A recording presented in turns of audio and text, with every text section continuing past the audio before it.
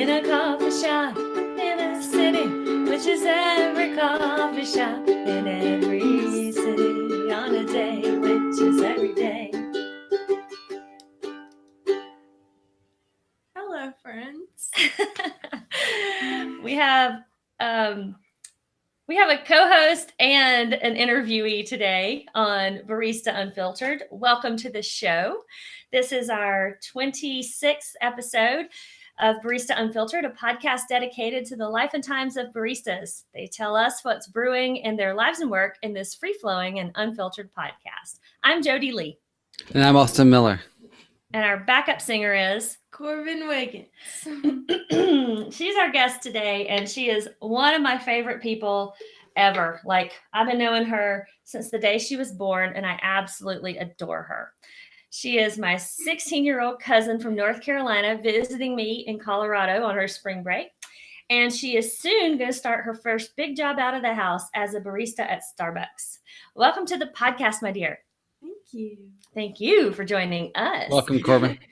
Thank you. First thing we want to know is, what kind of coffee did you have this morning? Well, I didn't have any coffee this morning because I woke up late. But I did make some yesterday. And tell us what you made, how you made it. Give us some details. Okay, well, it's out of this little thing. What little thing? What's it called? I don't really know. It's from Italy. It sounds like a joker, but it's not. It's a Moka pot. Oh, yeah. Moka pot. I don't know the exact name of it. Now you do. But yeah. Okay. Had you had one of that? Had you had coffee from one of those before? No, I hadn't. So tell us about making coffee in a mocha pot. You just put the water in the little bottle, and then you ground up the beans, and you put them in the Little funnel thing, and then you screw the top on, and then you put it on heat until it makes, and then you take it off and put ice in a cup and milk and put the coffee in. What else do you put in your coffee besides ice and milk? There's a little something else you're doing to it that's pretty fancy. So I mix sugar in with my coffee before I put it in my milk and my ice. And after that, I put vanilla in it. Like real vanilla, like cooking vanilla. And then she stirs it up. So she's making a homemade vanilla latte. But are you putting the sugar like in with the coffee grounds? No. Oh, is that a thing? Well, you'll probably get in a lot of trouble if you do that at Starbucks. Like when you're making, I don't even know if you guys I don't know if Starbucks, puts espresso in their thing anymore. But yeah, I think there's a name for it. I don't know if it's called a cubano. I may be getting this wrong, but people will put sugar inside the espresso thing. But in recent years, people have kind of realized that that's not great for the espresso machine, which usually costs about $10,000. And it has sugar go up inside of it. There was one machine that I worked on that we used to do that. And there was little crystals of sugar inside of the machine. So so we ended up having to get a new machine. And so after that, they were never again. And I think a lot of people hate that. I don't like sugar in my coffee. So if I was tasting it, that would gross me out. Yeah. I don't think that really happens that much anymore. But there are customers who will argue with you and want you to do it. And you're like, if you want to pay for this machine, you can do it. If you're doing it in a mocha pot, though, you could clean it all out. If you did it and it didn't work, or right. Yeah. That would be a whole different ball game. And it might actually be really good. I don't know. We should try it. Because it would caramelize the sugar. That's the thing. Because it puts it at that high heat. Do you think we would have to use the same amount of sugar that we're using now or less? I would say less, but I don't know. I don't know because I've never done it. We're gonna try that this afternoon. I'm up for changes. Listen, we're only 2 minutes into the podcast and you're already learning stuff. So Corbyn just started making my coffee 2 or 3 days ago, and that's the best thing ever, to have somebody in your house that's making coffee for you. No, I've never had that before. That's pretty good. I've also never had anyone clean my house for me. And I imagine that would be delightful, but I think somebody who makes your coffee is even more delightful. Corbyn's eyes got really big when you said clean my house for me. Wait, I didn't know this was a part of the job. It's not. She's on spring break. I totally dote on her all week long. Do not be fooled. Do not be fooled.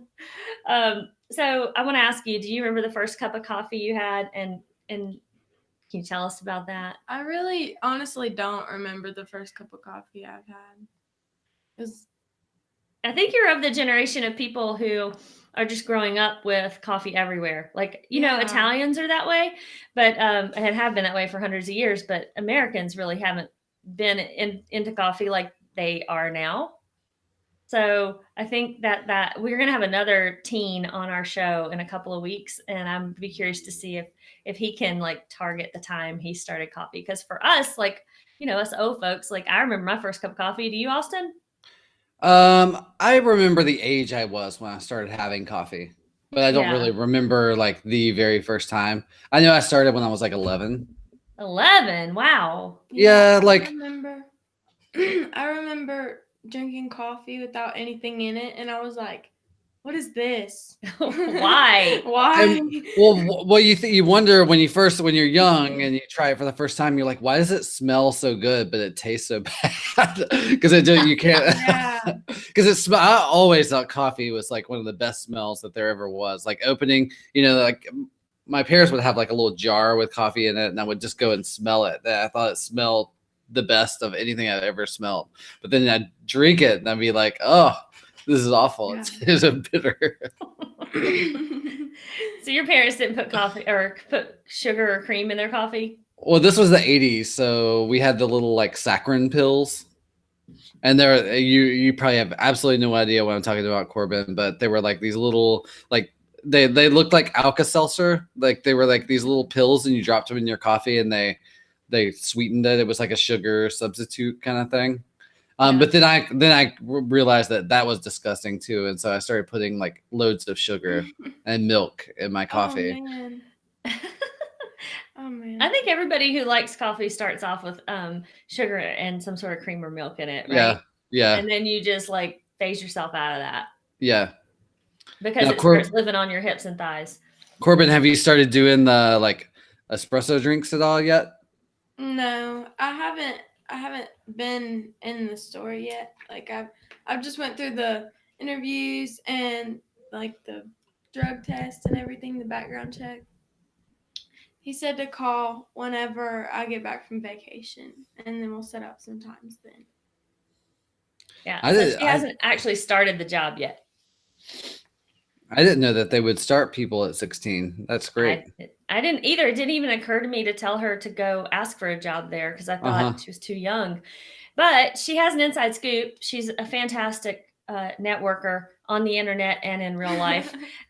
So your friend, tell them who got you the job. My friend Haley.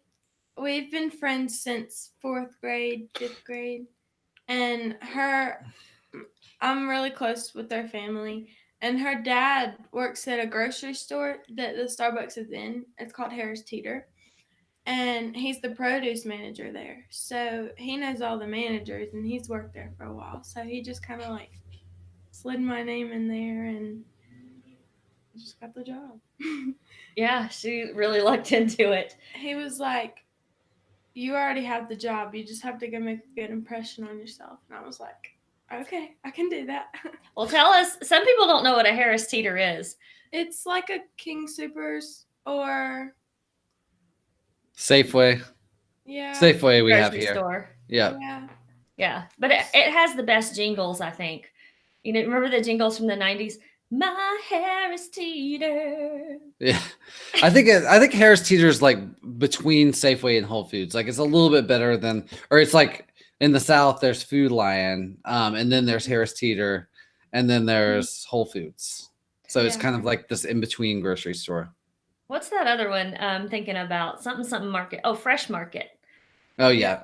That's kind of in there with the like harristeeter style. Well, where would Piggly Wiggly be on that hierarchy? Oh, Piggly Wiggly's in our hearts. Right? Piggly Wiggly is superlative, and even if only for its name, I think. Okay, so let's talk about life of a teenager because we're so far from that. Tell us, do you have a favorite hangout in your hometown? Um, like not like a place, like a food chain, but I spend a lot of time at my friend Haley's house, and we just go wherever we want. Well, you're just about to get your license. So you think that's going to shift? Are you still going to hang out at people's houses, or are you going to like get out there and find a place? I think I'll hang out at their houses, but then we might go to a certain place and like hang out for a little bit and then go back to their house. Do you think that your friends are going to hang out at the Starbucks once you start working there? I don't know because my friend's dad works there, so it's gonna be really weird. They might have to find another coffee shop. Yeah. Well, tell us, like, what's life like as a 16-year-old? It's a lot of social media. There's a lot of stuff going on, and you just peer pressure about not being good enough, and you just have to be yourself through it all. Do they in school, do they kind of like tell you these days about how you need to curate your social media, or have your social media kind of be ambitious, or like to go to college, do you have to have like the right social media set up kind of thing? Yeah, they kind of say like, I mean, it's the same old, same old. Don't post anything that you wouldn't want your college professors to see, or anything like that, or your like managers. But at the same time, they're like, well, you kind of have to have this little sense of yourself that isn't like who you really are. It has to be like your perfect self or your idea of what you want to be. And you actually hear that from teachers, and Yeah. interesting. And they're just like, you have to go to college. Like, you're a sophomore in high school. You should have your life planned out already. And I was sitting there thinking, I was like, most 20-year-olds don't know what they want to do with their life. How am I supposed to know? I think it's interesting, the way social media and the way the internet has changed, because I think for me and Jodie's generation, like as we were getting into college, that was when the internet was really first coming to be, and it was really a mode for like radical self-expression.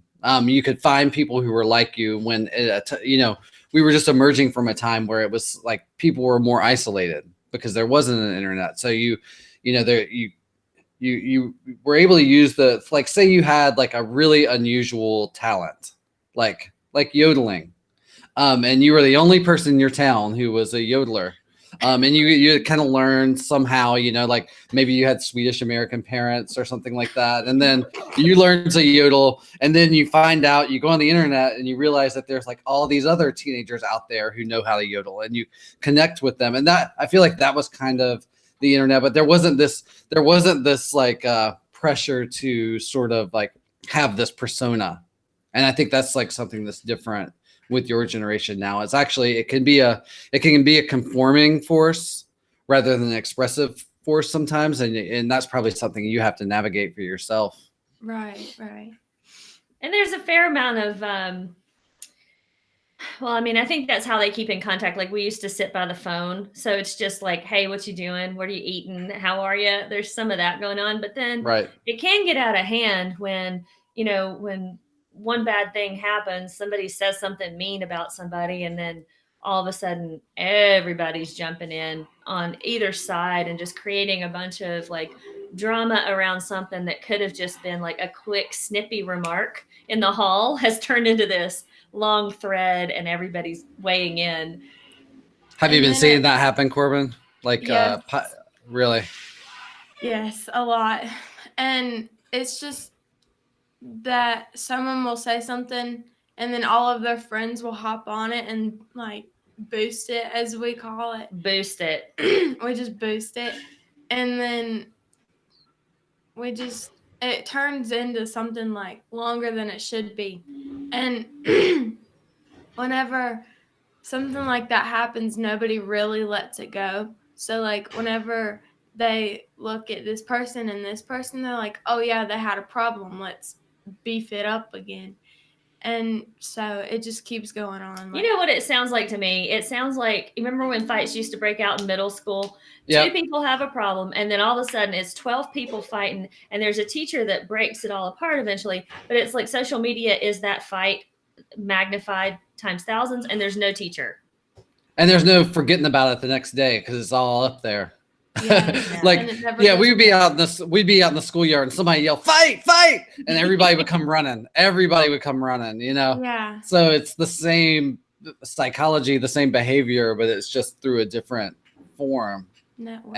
Yeah. Yeah. And it's kind of never ending, you know? Mhm. Yeah. So I think our natures really haven't changed. It's just magnified and amplified Right. by this new medium. And once it goes away, somebody brings it back up and they're just like, oh, hey, remember this? And then it just starts over again. And it's just crazy. I know, it's crazy. Well, tell us about fun times as a teenager. What do you do for fun? I like to spend time with my friends and my family. And I like talking to people and like networking.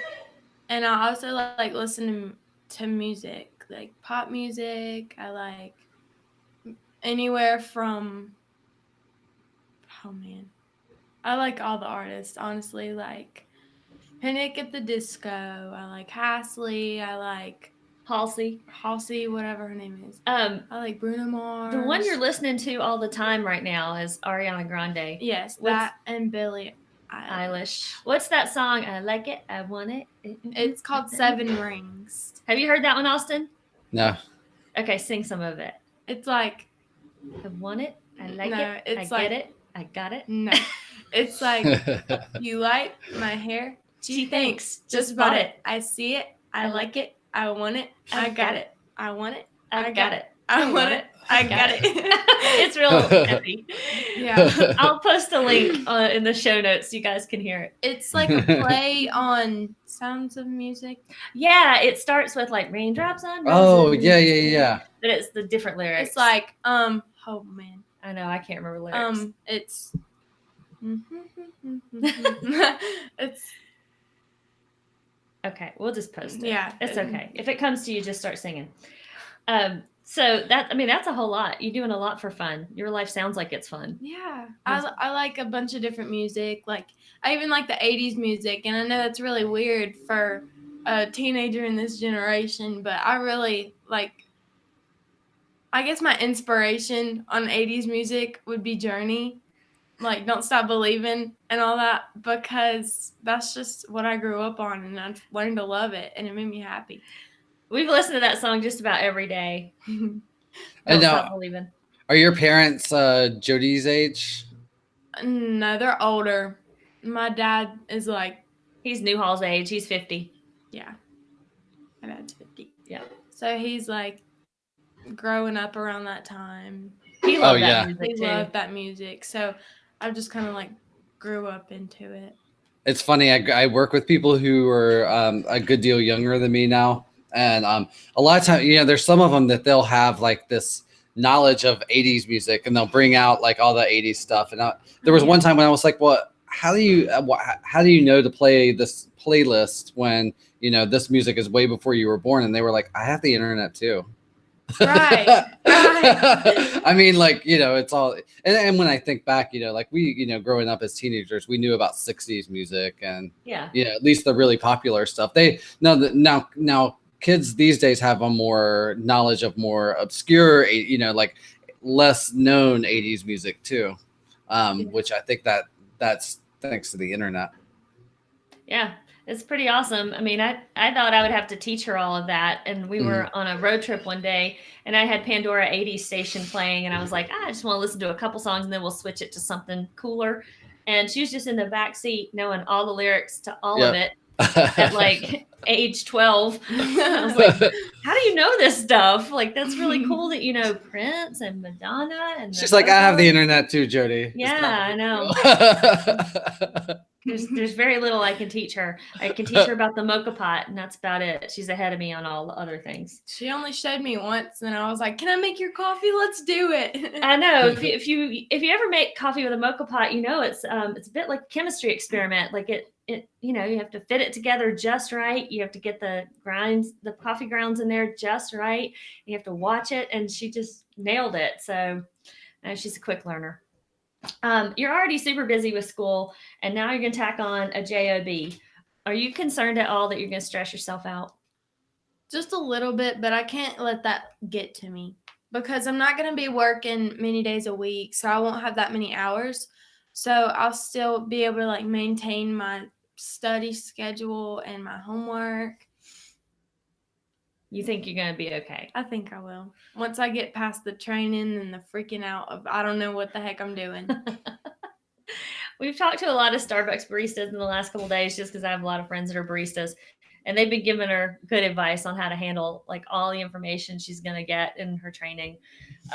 So you've got a lot of inside scoop for somebody who's just starting. So I always find that I give out great advice, but I don't always take my great advice. And so before you get all stressed out, I thought maybe we would get your advice if you were talking to a friend who is stressed out about their job and trying to balance their work and life and school schedule. Like if your friend Haley came to you and told you she's all stressed out, like what would you say to her? Don't stress out. Yeah, I would say that it's stress is worry. I guess that's what I would maintain it around. And worry is wasteful, as my dad always tells me, but it's hard not to worry whenever you're so nervous. And I would just tell her to breathe. And if you're so stressed out, I would tell her to like a laptop, restart it, like power it down and turn it back on. And maybe listen to some music, like classical music, while you're doing whatever it is that stresses you out, because classical music usually like helps you just calm down, even though I really don't like classical music because it makes you too calm. Yeah.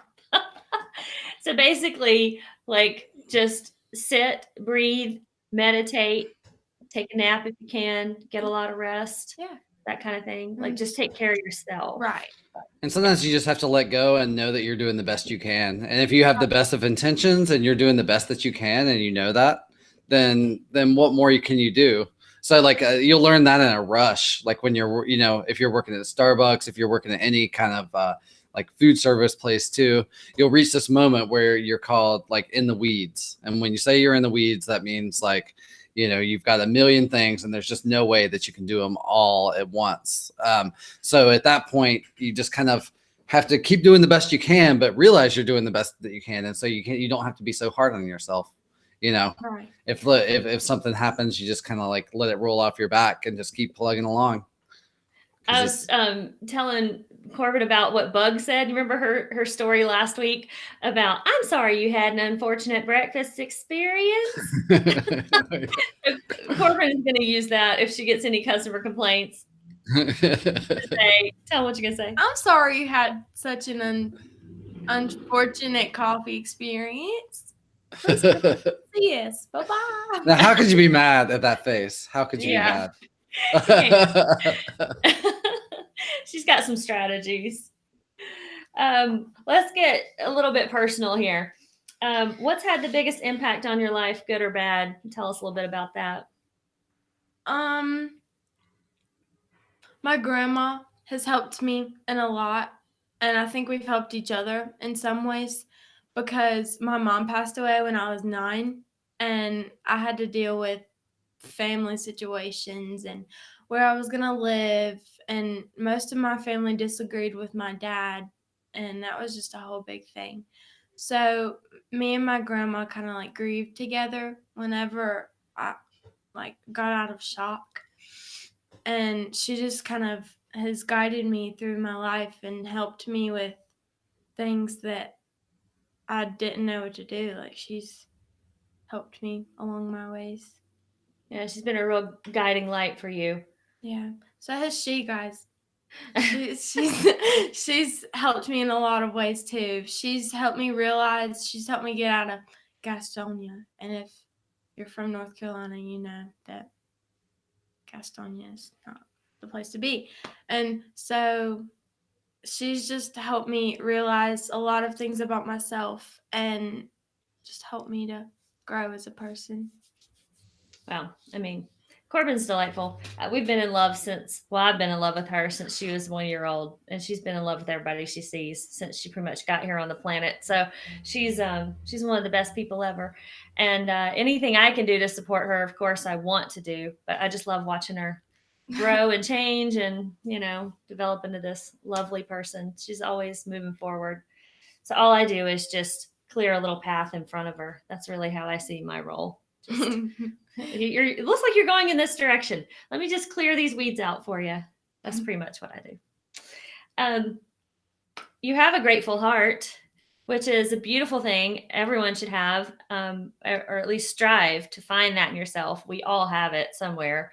Things that we're grateful for are a great point to ponder on a daily basis. And I know you think a lot about what you're grateful for. Mm-hmm. So you want to share like 3 things you're grateful for today in particular? Okay, so today would be one of the things that I'm grateful for was waking up, obviously. With dogs pouncing on your bed? Maybe not that part. Maybe not that part, but waking up and having a place to be and a family that loves me. And no matter what, I know that they'll stick by me. Even if they don't support my choices, they'll always be there for me. And another thing is probably this podcast, because it's helping me broaden my horizon a little bit, because I've never done a podcast before. So this is my first time. And it's just something new to try. And a third would be food, because I woke up and I was hungry. So I get all that nutrients so my body can flourish. And food's never going to let me down. This is unscripted, folks. We had some leftover pancakes, and I made her an egg and some bacon. But if you're not in the habit of thinking of things that you're grateful for, just make yourself a little sticky note somewhere and just do this, a couple times a day. It can be so simple. It can just be like, wow, that crispy bacon was on point. I'm real thankful for that. But just sort of cultivating gratitude in your heart is a good practice to get into. Do you do that, Austin? I do. You just sit and savor a little bit. Yeah. Yeah. So I think if you can learn anything from Corbyn, it's that, because she really is. She's fantastic at doing that. Let's see. Okay, so during Corbyn's visit to Colorado, we have been reading to each other from Shelsilverstein's book of poems, Where the Sidewalk Ends, and Brianandreas's book called Story People. And in it, there are art, little vignettes and filled with art and just simple words that are adorable stories. And we wanted to share a few of those with you. So I'll let Corbyn go first. She's going to read to you the story called Dark Garden. Yes, so this one's called Dark Garden. And it says, I once had a garden filled with flowers that grew only on dark thoughts, but they needed constant attention. And one day I decided I had better things to do. What do you think of that, Austin? That's pretty great. Do you need me to read it again? Yeah, read it again. Yeah. I always need to hear that one twice. Okay. I once had a garden filled with flowers that grew only on dark thoughts, but they need constant attention. And one day I decided I had better things to do. Snap. Isn't that good? Yeah. Yeah. It's a good one. I love that one. Some of them are real funny, and some of them are odd, weird, and I'm going to read a weird one. And some of them are really poignant. And the best ones are all of those things, He told me the best way to make coffee was to add an egg. So I did. And he looked at the strands floating in his cup and decided to have tea instead. That one was called Egg Coffee. Egg Coffee. And then Shel Silverstein is just the best. So this is a poem written by Shel Silverstein that I'm going to dedicate to Corbyn as we wrap up our episode. It's called Listen to the Mustn'ts. Listen to the mustn'ts, child. Listen to the don'ts. Listen to the shouldn'ts, the impossibles, the won'ts. Listen to the never haves, then listen close to me. Anything can happen, child. Anything can be. Good one. That's a really good one. Well, as we wrap up, we want to hear about your favorite 3 coffee houses of all time, if you have them. So I don't think I have 3 because I haven't traveled that much. And she sleeps a lot. I do. When I'm getting coffee, so I have a hard time showing her all these places, but She wakes up too early. I do wake up too early. But the one in Chapel Hill that she's taken me to, it's near the campus of UNC Chapel Hill, and it's called Caffedriade. Yeah. And it's a really cute scene, and there's trails behind it, and it's beautiful. Do you The remember coffee is beautiful. Do you remember the little gnome doors on the trees when you were there? The art Yeah. in the woods? Yeah. And the buffalo, the random buffalo. The buffalo, yeah. Yeah. I remember the buffalo. You know, And the kids see bathroom- it differently. The bathroom window. Did you notice the bathroom window? Is it made out of It's got a really unusual Wine glass bottle? in it. Yeah, it looks like a Yeah. wine bottle kind of. yeah. The people there are just really sweet, and it's a really quiet environment to just sit and relax. Hey, do you remember that little old lady that was playing a board game? I do. Was it checkers? I do. No, it was chess. Chess. And she was 80. Mary. Her name was Mary. And she had Mary, this does she have glasses and like dark hair, but pretty gray? I know Mary. Mhm. Oh my gosh. She's Yeah. so sweet. She's Yeah. so fragile and so old, but she's so sweet. We saw her, I think we went 2 days in a row or something, or maybe we went on the way to the beach and on the way back. Anyway, Corbyn noticed her and started chatting her up. And she goes there and plays chess with her friend who drives her around town running errands. So, I Wow. love old people. isn't I it- love See, it's been 11 years, more than 12 years since I've worked there. So Mary was older, but she was still getting around real good when Right. I would imagine she's a good bit older now. That's Yeah, she's crazy to still think getting about. around really good. She doesn't need much assistance. she just needs help. It's with so the good to driving. hear. Mhm. I love to hear that she's still hanging out there. Isn't Yeah. that sweet? Yeah. I don't think I'd ever noticed her, but Corbyn found her real quick and made friends with her first. Did she thing. tell you what her job was No. before she retired? I think she was a professor of some sort. Oh, I did not know That's that. cool. Yeah. I didn't end up talking to her. Corbyn was the one who ended up talking to her. Yeah. I love seeing old people. I love hearing their stories and talking to them That's And why just- she hangs out with me. and just interacting with them. I like meeting new people too. New people are my thing. Like Austin. Yeah. All right. Well, we got to end this episode, and I hate that it has to come to an end, but it does. As we wrap up, we want to thank Corbyn Wiggins for being with us today. Corbyn, thank you so much. It was a pleasure to talk to you this morning. Oh, of course. It was a pleasure to meet you. And we want to thank all our listeners for joining us. We want to hear from you guys. Please send us emails at info@baristaunfiltered.com. Let us know if you've got a barista friend we need to feature or a coffee industry expert that we need to chat with on our show. You can find us on Facebook, Twitter, Instagram, YouTube. Thank you for everybody who has made time to subscribe to us on YouTube. If you haven't already, get on there and hit subscribe. If you've got time to write us a nice review on Apple's podcast iTunes app, that would be fantastic because that helps us find new listeners. We got some podcast patrons now through Patreon. So if you want to join the cool kids and support our podcast, hit us up at patreon.com/baristaunfiltered. I'm jodielee. And I'm Austin Miller. Y'all be good and stay caffeinated, friends. For the beagle. Oh, and there's a beagle in the background if you're on YouTube. Bye. Bye. Bye.